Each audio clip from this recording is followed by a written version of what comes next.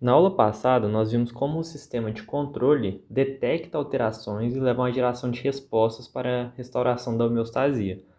Só que eu queria te perguntar o seguinte: você já percebeu que às vezes o corpo, a resposta gerada pelo corpo, ela muda o próprio problema que o causou? Então, por exemplo, às vezes essa resposta ela vai levar à redução do estímulo, às vezes vai amplificar esse estímulo e às vezes vai agir antes mesmo do problema acontecer. Bom, essa aula ela é continuação direta do conteúdo de sistemas de controle. Então, se esse raciocínio ainda não estiver claro para você, eu recomendo assistir primeiro a aula anterior, porque sem essa base, um assunto que era para ser simples e lógico acaba parecendo muito mais difícil do que realmente é. Então, eu vou deixar o card dessa aula de sistema de controle aqui em cima, porque vai facilitar muito o entendimento do que a gente vai ver agora. Então, nessa aula, a gente vai entender o que é alça de resposta, os diferentes tipos de feedback, positivo e negativo, e o conceito de feed-forward. Bom, antes de entrar nos tipos de feedback, a gente precisa deixar um conceito muito claro, porque ele é basicamente a base de tudo que a gente vai ver daqui para frente, que é o conceito de alça de resposta. A alça de resposta nada mais é do que o caminho completo que a informação faz no sistema de controle do estímulo até chegar na resposta final. Então, primeiro a gente vai ter um estímulo. Esse estímulo ele vai ser detectado pelos sensores. Os sensores, quando detectarem esses estímulos, ele vai enviar essa informação para o centro integrador, que vai decidir qual que vai ser a resposta que vai ser gerada. Então ele vai enviar um sinal para o efetor, que é quem vai gerar a resposta final. Resposta final. Então, isso aqui é basicamente o que é uma alça de resposta. E os feedbacks, ele nada mais é do que como essa resposta que foi gerada afeta o estímulo que causou essa resposta. Então a gente pode encurtar esse esquema da seguinte forma: a gente tem aqui um estímulo, esse estímulo vai gerar uma resposta. Essa resposta ela vai influenciar no próprio estímulo que gerou essa resposta, podendo intensificar ou reduzir.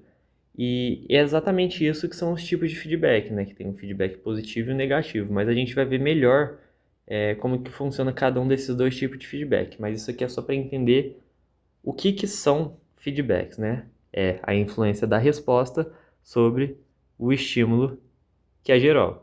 Então, sempre que você ouvir no feedback, a palavra feedback, você vai pensar na resposta voltando e influenciando o estímulo original. Então, agora que a gente entendeu isso, vamos para os tipos específicos de feedback. Bom, então para começar, a gente vai falar sobre o feedback negativo. O feedback negativo, ele é o principal feedback, né, que é responsável basicamente por manter a homeostasia do corpo. Ele age tentando corrigir a alteração, reduzir o estímulo e trazer essa variável regulável, né, até a sua faixa ideal. Então, por exemplo, a gente vai usar esse exemplo aqui de cima, esse esquema aqui de cima para ficar mais claro a visualização. Então, o que ele vai fazer? Vamos dar um exemplo para ficar mais claro. Então, digamos que a gente teve um estímulo. Esse estímulo era o aumento da quantidade de glicose no sangue. Glicose no sangue. Quando tem o aumento da glicose no sangue, esse estímulo vai gerar uma resposta. Essa resposta vai ser a liberação de insulina. Claro, isso em condições fisiológicas, às vezes em condições patológicas, né, como por exemplo no caso de diabetes, a situação aconteça de outra forma, mas o que a gente está vendo aqui é no funcionamento normal do organismo. Então, essa liberação de insulina, ela vai interferir, vai alterar o estímulo, porque o estímulo não era aumento da quantidade de glicose no sangue, E o que a insulina faz? A insulina estimula a captação de glicose pelas células. Então, a gente consegue perceber o seguinte: essa resposta vai fazer com que aquele estímulo inicial, que era o aumento de glicose no sangue, haja uma redução, por conta que é a quantidade de glicose no sangue, quando tiver essa resposta, vai diminuir, certo? Então, assim, é bem tranquilo de visualizar. E uma coisa que eu queria que vocês percebessem é que quando há, por exemplo, um aumento de uma variável regulada acima dos valores ideais, como nesse caso aqui da glicose, né, ela saiu da faixa ideal, a resposta vai atuar reduzindo essa variável.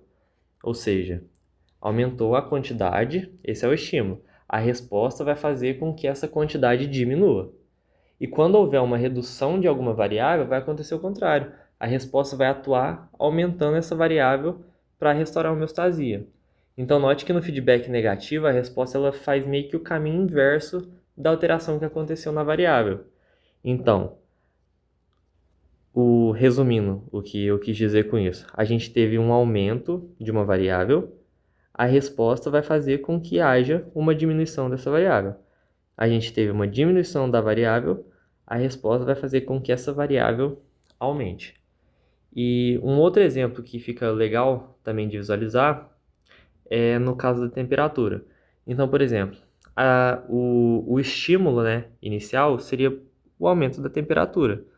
Aumento temperatura acima dos valores ideais. O aumento da temperatura acima dos valores ideais vai gerar uma resposta que seria a sudorese. Sudorese nada mais é do que suor.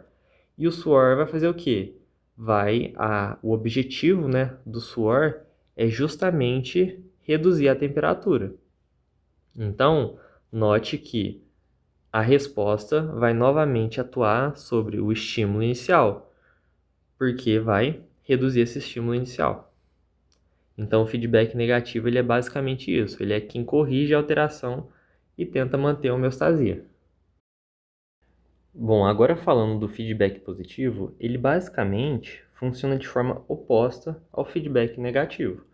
Então, enquanto o feedback negativo ele funciona da seguinte forma, né, igual eu já disse, a resposta ela reduz o estímulo, o feedback positivo, nele a resposta intensifica o estímulo. Então, um exemplo para ficar mais fácil de visualizar é no caso do parto. E só relembrando uma coisa, quando eu falo esses exemplos, é tudo para deixar mais claro, você não precisa decorar ele nesse momento. É importante utilizar desses exemplos para visualizar o que são esses tipos de feedback, que são as alças de resposta e tudo mais. Então, um exemplo clássico do feedback positivo é no caso do parto. Primeiramente, só contextualizando, quando a mulher ela vai entrar em trabalho de parto, o útero dela começa a contrair. E conforme o útero vai contraindo, isso vai empurrando o bebê contra a abertura do útero. E cada vez que o bebê vai passando por essa abertura, vai empurrando a abertura do útero.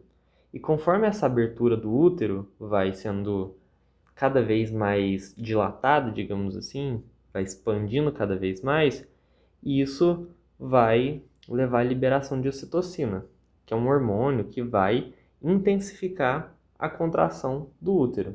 Então a gente percebe o seguinte, ó, o estímulo vai ser bebê empurrar abertura do útero. Abertura do útero. Quando o bebê empurra a abertura do útero, isso vai gerar uma resposta. A resposta vai ser a liberação de ocitocina, correto? Então, note o seguinte, a gente tem o estímulo e aqui a gente tem a resposta. Conforme vai ocorrendo a liberação de ocitocina, igual eu já disse, a ocitocina é um hormônio que estimula a contração do útero. Então, essa resposta vai intensificar o estímulo inicial, porque vai aumentar a contração do útero, vai fazer com que o bebê empurre mais ainda a abertura do útero, e aí isso vai fazer com que haja mais liberação de ocitocina, que vai levar a mais contração, vai empurrar mais a cabeça contra a abertura do útero e assim por diante. Então a gente percebe que vai intensificando o estímulo, vai amplificando ele. Então acho que assim fica bem tranquilo de compreender a ideia do feedback positivo. Bom, então agora para finalizar o conteúdo da aula, a gente vai ver um conceito bem tranquilinho, mas muito importante, que é o conceito de feed forward. Feed forward, ele é basicamente o corpo antecipando uma mudança para antes que ela aconteça, né? Ele antecipa essa mudança para preparar os sistemas para agir. Então, um exemplo muito clássico, né, também é no caso da digestão. Por quê? Quando a pessoa às vezes ela tá com fome ou ela sente o cheiro de uma comida que ela gosta, o corpo ele já começa a fazer o seguinte, vai começar a salivar, ou seja, vai ter um processo de salivação mais intenso, assim como vai ter um aumento na produção de suco gástrico e também de suco pancreático. Isso a gente vê melhor, cada um desses três no ciclo digestório, mas eles servem basicamente para fazer a digestão, né? Ou seja, quebrar moléculas maiores em moléculas menores. Então perceba que antes mesmo do alimento chegar na boca da pessoa, através dos sentidos, né, como por exemplo às vezes da visão, às vezes do cheiro, igual é o caso do exemplo aqui, isso já gera um estímulo para que haja a preparação do corpo para que ele já esteja pronto para digerir o alimento quando ele chegar, né, quando ele for ingerido. Então, feed forward é basicamente isso, esse mecanismo de antecipação inteligente do nosso corpo. Agora, para finalizar a aula e